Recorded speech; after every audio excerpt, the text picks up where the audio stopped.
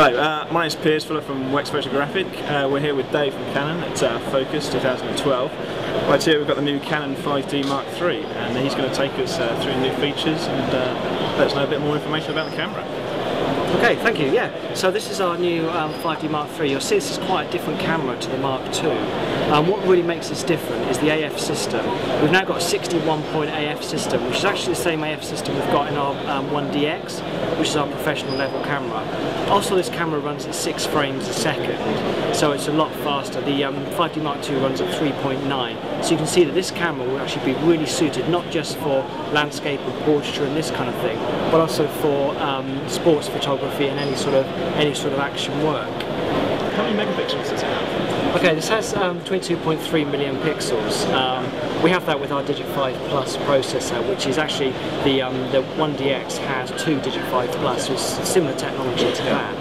This actually gives us an expanded ISO of 50 up to 102,400, which is actually the same as our 1D Mark IV. Okay. So it has this ISO range. We're saying that this camera has a 2-stop advantage over the 5D Mark II. So say if you used to shoot it at 400 on the 5D Mark II, you can actually shoot at 1600 on this and still get the same image quality.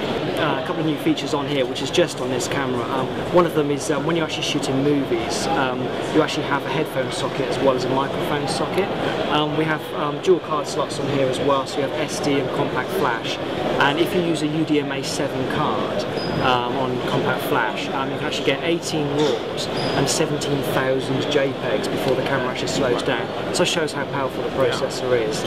You also have a rating function on here, which very quickly you can rate your images, and that will actually be recognised by third-party software and not just the DPP software that we provide.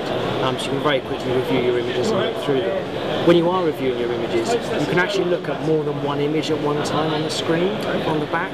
So very quickly, if you've exposure and compensated over a couple of images, you can look between them and actually see which image you think is best.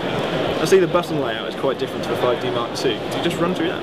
Yeah, actually the camera is actually quite similar to the 7D in its button layout. The 7D actually came from a 2-year project that Canon actually did, asking photographers what they liked about cameras, and what they didn't like, and this kind of thing. And you can see that this camera has actually taken some of the things we learned from that project and incorporated it into here.